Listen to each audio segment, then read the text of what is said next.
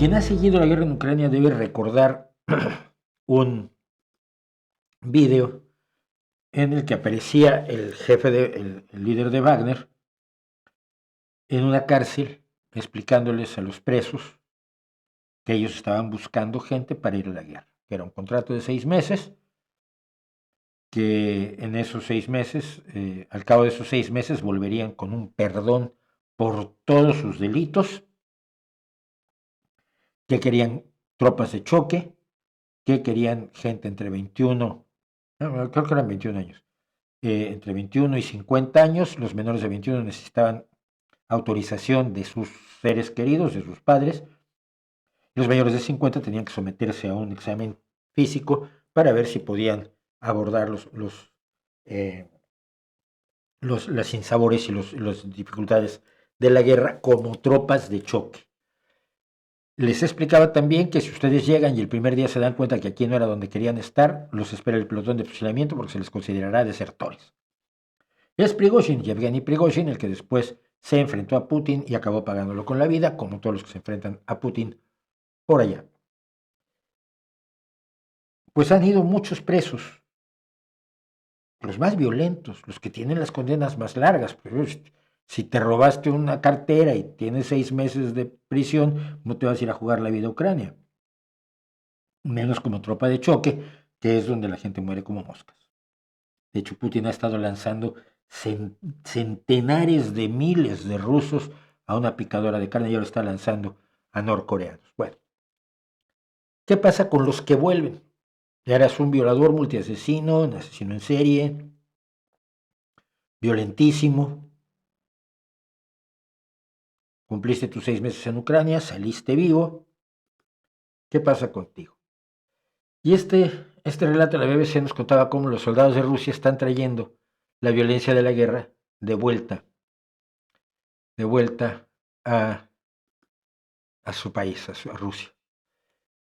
Irina escuchó a un hombre en Artyom, en Rusia, en el oriente lejano de Rusia, en donde hace frío. Soy veterano de la operación militar especial, que así le siguen llamando a la guerra, te voy a matar. Ella estaba regresando de una noche, salir a divertirse, cuando el hombre la pateó y la golpeó con la muleta que traía él. La fuerza del golpe fue tal que rompió la muleta. Cuando llegó la policía, el hombre les mostró un documento demostrando que había estado en Ucrania y afirmaba que debido al servicio que prestó en Ucrania, nada le iba a ocurrir. El ataque es uno de los muchos que se ha dicho que han ocurrido, cometidos por soldados que han vuelto de Ucrania, soldados, la mayoría de ellos evidentemente, que eran de los antiguos presos.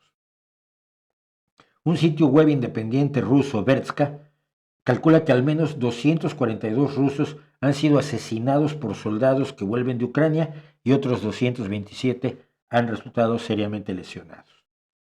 Como el hombre que golpeó a Irina, muchos de los atacantes tienen sentencias y condenas penales previas y fueron liberados de la prisión específicamente para unirse a la guerra de Rusia en Ucrania. La BBC calcula que el grupo mercenario Wagner reclutó a más de 48,000 prisioneros para pelear en Ucrania. Cuando el líder de Wagner, Yevgeny Prigozhin, murió en un accidente de aviación el año pasado, el Ministerio de Defensa de Rusia se empezó a ocupar del reclutamiento en prisiones. Estos casos han afectado gravemente a la sociedad rusa, de lo que lo decíamos, de las cosas que tiene, los problemas que tiene Putin, este sería uno más. Es un problema muy serio y potencialmente puede empeorar. Todas las ideas tradicionales de bien y mal se paran de cabeza, dice él. Y me estoy acordando ahora que veía yo en el canal 1420 de Daniel Orein, a quien ya entrevistamos aquí también. Me ha traído un montón de gente interesante a este canal. Lástima que sigo sin tener público, pero sigo sin tener mucho público. Pero bueno, Daniel Orain, que sigue teniendo el canal 1420, entrevistaba el otro día a un chico que le preguntaba cómo se hace dinero en Rusia. Dice, no, pues yo lo que voy a hacer es meterme al ejército. Pagan bien, además por cada kilómetro que consigues te dan una bonificación y puedes matar y torturar a la gente en nombre de Rusia sin que te hagan nada, ¿no? Tuvieras el chaval y decías, eso es un poco psicopático me parece, y eso que no soy un profesional. Dice este sociólogo Igor Eichmann, la gente que ha cometido graves crímenes, asesinos, violadores, caníbales y pedófilos, pederastas, no solo evitan el castigo al ir a la guerra, el asunto sin precedentes es que se les recibe como héroes. Hay varias razones por las cuales los soldados rusos que tienen la suerte de volver de la guerra piensan que están por encima de la ley. Los medios oficiales los llaman héroes. El presidente Vladimir Putin los ha nombrado la nueva élite rusa y obviamente se les han eliminado las sentencias o han recibido perdones.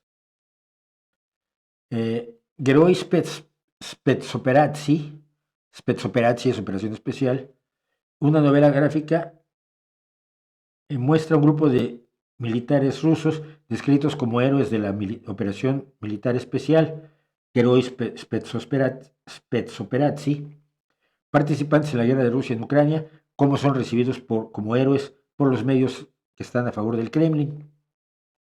No es poco frecuente que los convictos liberados vuelvan de la guerra en Ucrania, vuelvan a cometer delitos y escapen nuevamente al castigo, una segunda vez volviendo a enrolarse en el ejército.